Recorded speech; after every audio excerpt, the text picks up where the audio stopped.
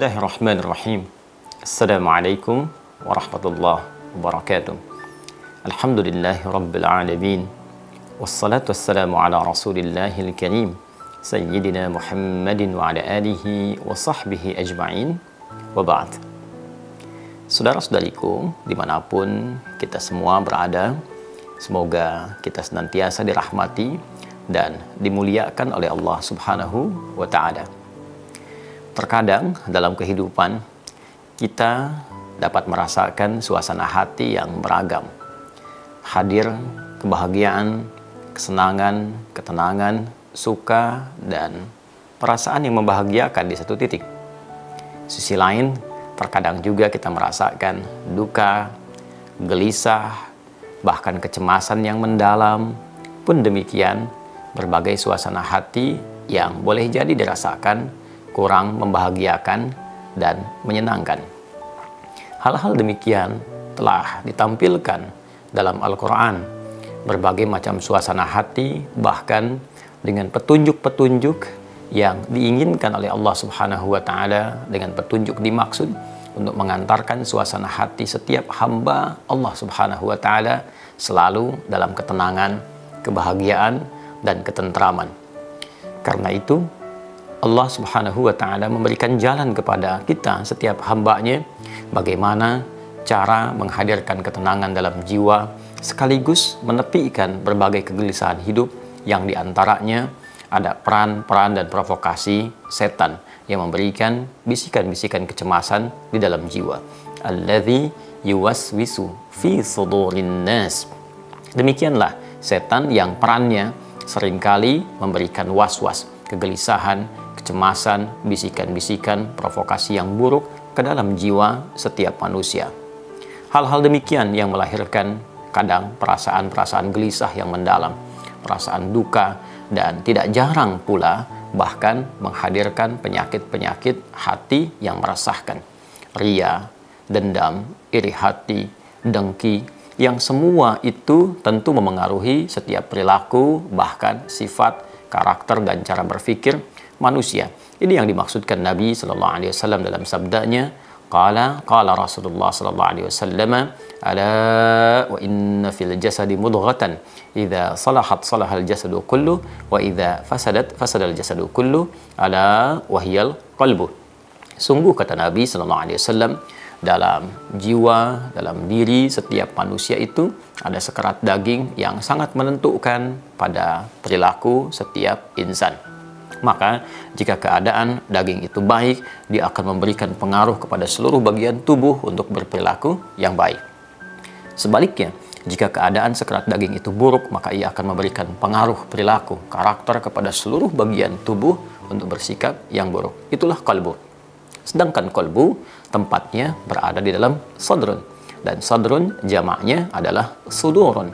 Dan sudur ketika ditampilkan dalam Al-Quran diberikan kesan bahwa ada provokasi, pengaruh-pengaruh, bisikan-bisikan setan yang memang memanfaatkan bagian kolbu itu supaya manusia bisa digerakkan oleh setan untuk berperilaku hal-hal yang kontraproduktif, hal-hal yang negatif. Alladzi yuwaswisu fi sudurin nas.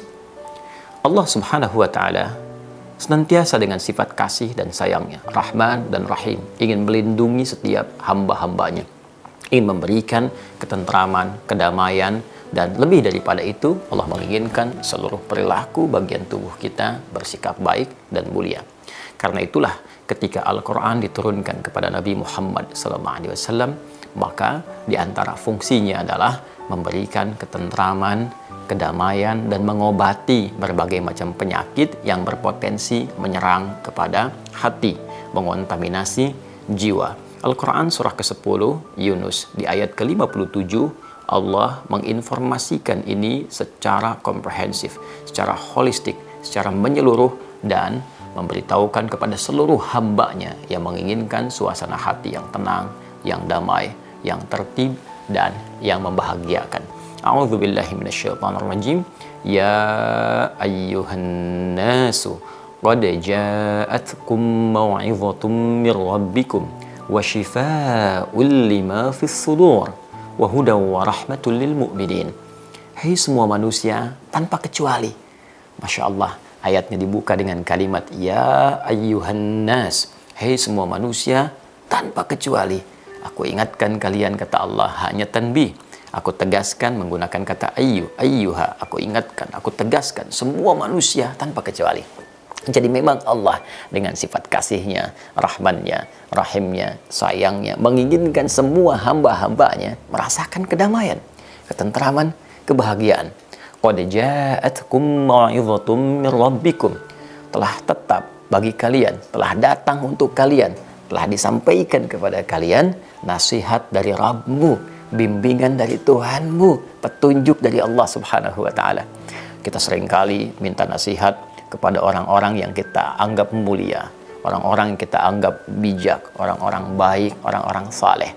Dan kita mendengarnya dengan sangat fokus. Kita memahaminya, merasakannya, dan ingin mengamalkan dalam kehidupan. Sekarang, Allah sang pencipta kita.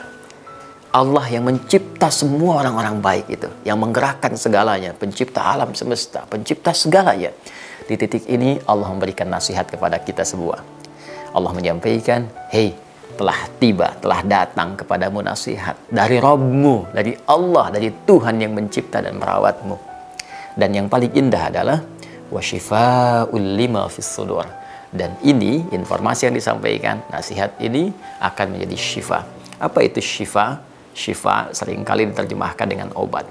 Tapi syifa bukan sekedar obat. Syifa adalah obat bagi penyakit hati, obat bagi penyakit jiwa. Syifa juga bisa berarti obat bagi penyakit-penyakit yang manusia sudah menyerah dalam mengatasinya, yang manusia merasakan tidak punya kemampuan lagi untuk berikhtiar di dalamnya, sehingga mengembalikan semua kesembuhan itu kepada Allah Subhanahu wa taala. Dan puncak penyakit itu yang paling berbahaya adalah penyakit di dalam jiwa.